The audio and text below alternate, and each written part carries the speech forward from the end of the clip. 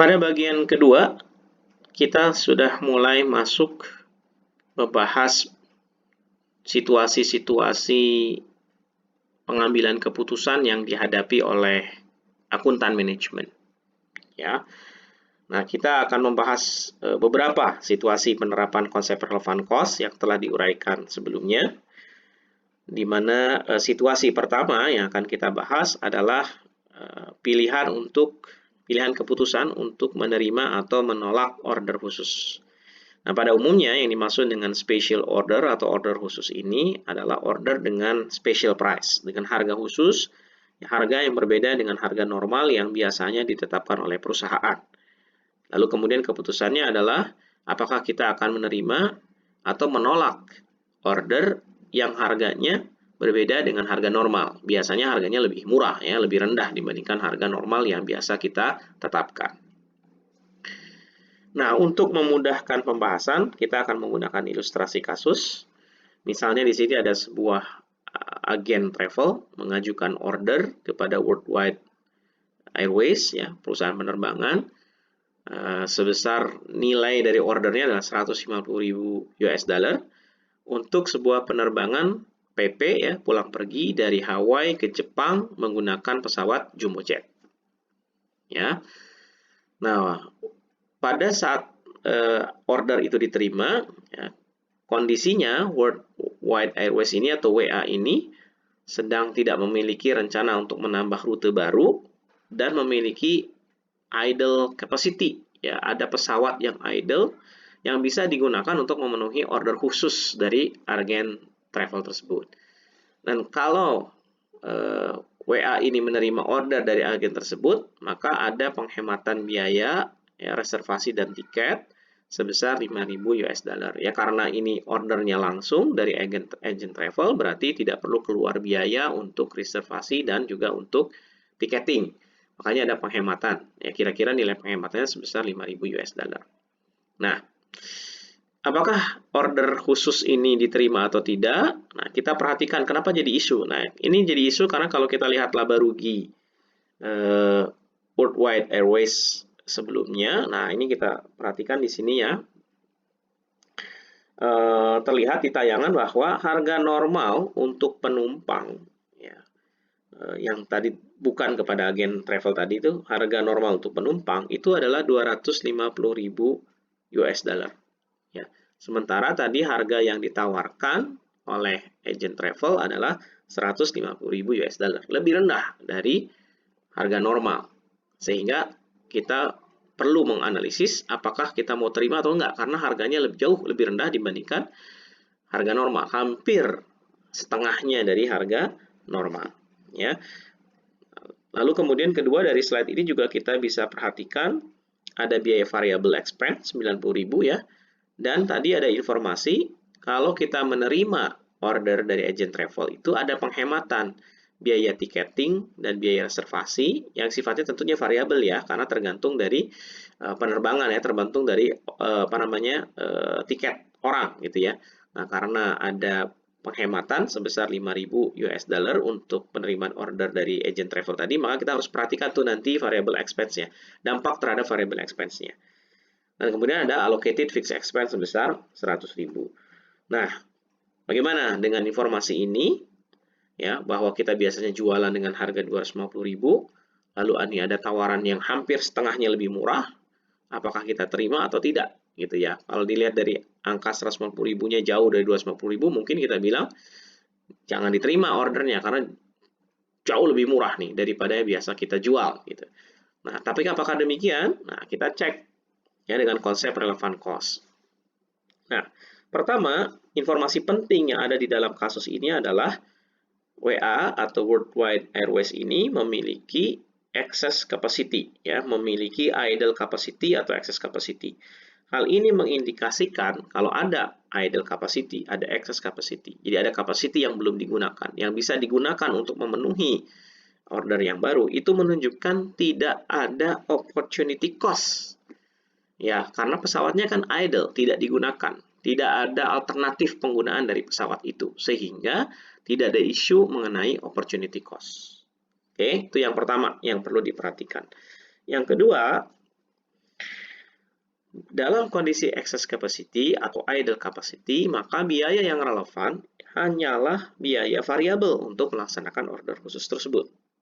Ya, biaya tetap tidak variabel, tidak relevan. Ya, karena tidak ada tambahan yang harus dilakukan atau tidak ada tambahan biaya tetap yang harus dikeluarkan oleh perusahaan mengingat terdapat idle capacity. Jadi biaya yang relevan adalah biaya variabel per penerbangan dikurangi dengan penghematan biaya tiket tadi ya, tiket reservasi. Nah, biaya itu yang kemudian dibandingkan dengan harga penawaran. Jadi, cara berpikirnya adalah ketika ada order khusus ini, kita akan terima special price, harganya memang jauh lebih murah, yaitu hanya 150.000, tetapi biaya untuk memenuhi ya revenue 150.000 itu, ya biaya untuk memenuhi order khusus ini, kita harus hati-hati yaitu tidak seluruh biaya ya, bukan 190.000 ini. Nah, kalau kita salah identifikasi, salah analisis, kita menilai ada order harganya hanya 150.000, padahal biayanya itu sebesar 190.000, maka kita bilang kita tolak ya, order ini kita tidak terima karena biayanya lebih mahal atau lebih besar daripada price-nya atau revenue yang kita terima. Nah, itu terjadi jika kita salah menganalisis perilaku biayanya ini, ya konsep biayanya ini. Ya, padahal di antara dua ini relevan cost-nya tidak sebesar 190.000. Kenapa? Satu, variable cost-nya sendiri lebih murah karena tadi ada penghematan. Kalau memenuhi order dari agent travel ini tidak perlu ada reservation dan ticketing, maka ada cost saving 5.000 sehingga variable cost-nya bukan lagi 9.000 tapi hanya 85.000. Nah, kedua, karena ada idle capacity, ada excess capacity, biaya tetap tidak relevan. Jadi yang 100.000-nya tidak dipertimbangkan. Hanya yang variabel saja, yaitu 85.000. Sehingga kalau kita perhatikan, kalau kita terima ordernya, kita masih memiliki benefit nih, net positif ya, positif benefit sebesar 65.000 atau ada kontribusi positif sebesar 65.000 US dollar. Ya, jadi dengan konsep relevan cost, justru kita dianjurkan atau direkomendasikan untuk menerima order tersebut, ya. Ya, jadi penerimaan order khusus dari agen travel memberikan kontribusi positif, yaitu 65.000. Oleh sebab itu, walaupun harga order khususnya lebih rendah dari harga normal, tapi karena masih memberikan kontribusi positif, kita gunakan kontribusi karena yang dipertimbangkan adalah variabel, aspek variabel.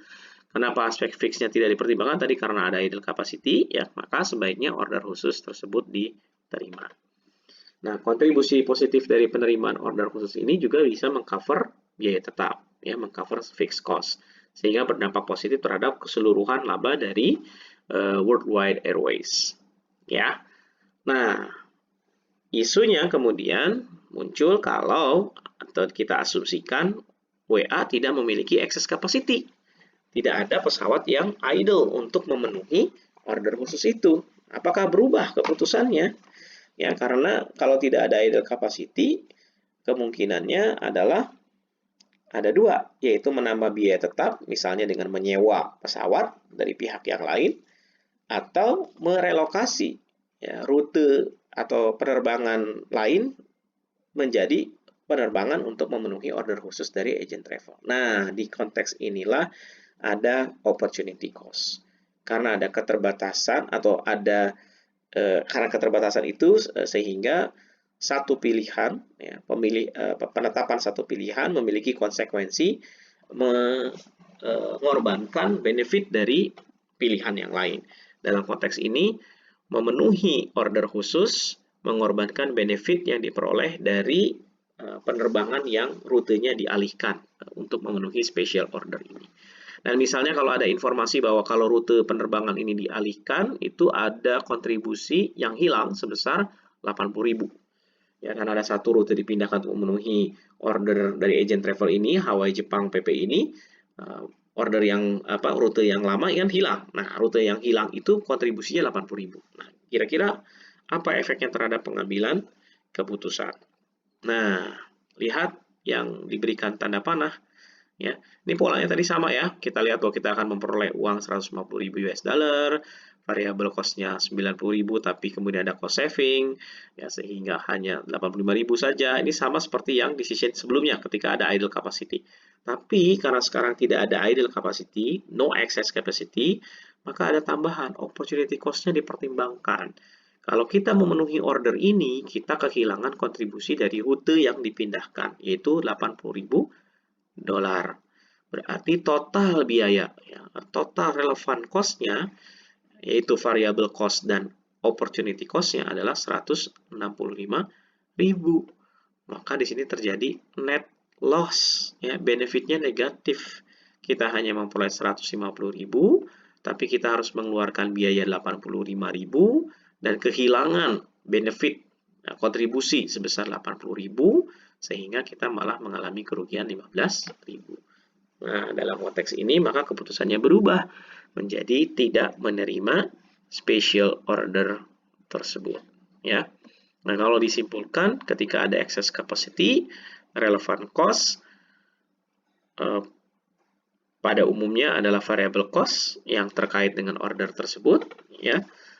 Dan jika tidak ada excess capacity, maka beberapa opportunity cost perlu untuk dipertimbangkan karena merupakan biaya yang relevan.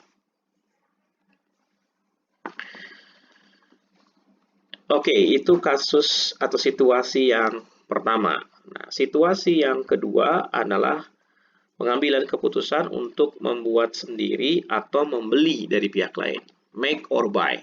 Jadi misalnya ada komponen, ada part tertentu, kemudian keputusan harus diambil, ini komponen kita buat sendiri atau kita outsource saja, ya, kita beli saja jadinya dari orang lain.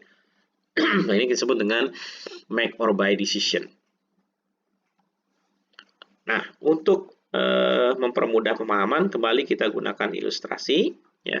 Jadi misalnya diilustrasikan ada Atlanta Bakery, ya, atau AB kita singkat, mengajukan penawaran kepada Worldwide Airways, ya, untuk memasok makanan pencuci mulut, ya, dessert, ya, dengan harga satuannya 0,26 dolar, ya. Nah, selama ini dessert itu dibuat oleh perusahaan sendiri, oleh WA sendiri, dan biayanya, informasinya disajikan ya di sini, biaya variabelnya, direct material, labor, overhead, dan fixed cost-nya, totalnya adalah 0,3 US dollar.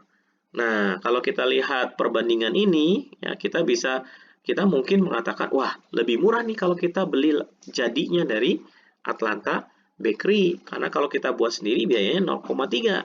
Sementara kalau kita beli hanya 0,26, saving nih 0,04. Tapi apakah betul analisisnya seperti itu? Nah, dengan konsepsi relevant cost, kita harus mengidentifikasi dulu dari biaya-biaya ini apakah semuanya relevan, ya, untuk dipertimbangkan di dalam pengambilan keputusan apakah akan produksi sendiri atau membeli dari Atlanta Bakery, ya. Maka kita lakukan analisis atas relevansi dari biaya-biaya ini. Oke, pertama, ya, variable cost selalu relevan, ya, atau pada umumnya relevan, hampir selalu relevan variable cost ini. Oke, sehingga kita bisa katakan bahwa variable cost ini harus dipertimbangkan di dalam pengambilan keputusan, ya. Nah, kalau kita lihat di sini relevansinya ditunjukkan dengan biaya variable ini tidak akan terjadi, ya, kalau kita beli dari AB tadi, outsource, ya. Nah, jadi relevan ya, karena berbeda tuh antara keputusan membuat sendiri memang akan keluar variable cost ini, tapi kalau kita outsource biaya ini nggak akan keluar, maka dikatakan kita bisa saving, ya, saving from outsourcing, ya, sebesar seluruh variable cost-nya. Tapi fixed cost-nya gimana, ya? Fixed cost-nya bagaimana? Nah, fixed cost-nya, karena fixed cost ini harus hati-hati, default-nya biasanya itu tidak relevan, ya, atau paling tidak sebesar fixed cost tersebut, ya, ada penyesuaian. Nah, contoh misalnya supervisory salaries, ya, kalau kita outsource mungkin berkurang, ya, kebutuhan untuk ada supervisor, tapi mungkin tidak nol, Ya, tetap ada supervisornya. Paling tidak untuk memastikan kualitas barang yang disajikan atau diproduksi oleh yang dibeli dari Atlanta Bakery. Ya, mungkin ada supervisornya, tapi biayanya turun, ya, nilainya turun. Sementara equipment depreciation karena udah dibeli equipmentnya, sudah dimiliki oleh perusahaan, ya tetap didepresiasikan, ya, sehingga biaya ini tetap ada. Ya, sunk cost tidak relevan di dalam pengambilan keputusan, tidak bisa dihemat, ya, maka tidak muncul sebagai biaya yang bisa dihemat. So, dari total cost yang 0,3, ternyata yang bisa dihemat itu adalah 0,19. Berarti ada 0,11 yang tidak bisa dihemat. Walaupun dia outsource, tetap biaya itu keluar. Nah, dengan seperti itu maka kita bisa analisis harga beli ke AB 0,26, penghematan hanya 0,19, berarti tetap ada loss atau ada net negatif, ya, 0,07. Ya, karena yang keluar 0,26, yang dihemat hanya 0,19, berarti ada delta yang tetap keluar 0,07. Jadi deltanya negatif 0,07. Berarti kita sebaiknya tidak outsource, gitu ya. Sebaiknya tidak outsource karena netonya negatif, ya, keputusan untuk outsource itu. Atau cara berpikir lain bisa juga dengan cara seperti ini. Kita memandang bahwa kalau kita outsource, kita akan mengeluarkan uang 0,26 plus biaya yang tadi tetap tidak bisa dihemat, ya. Tetap keluar biayanya. Berarti dengan outsource kita bayar AB 0,26 dan kita tetap mengeluarkan biaya 0,11 sehingga total biayanya 0,37, lebih besar dibandingkan biaya total biaya kalau tetap membuat sendiri dessertnya, yaitu 0,30. So, dengan demikian memproduksi sendiri masih lebih hemat biayanya dibandingkan membeli ke Atlanta Bakery atau melakukan outsource.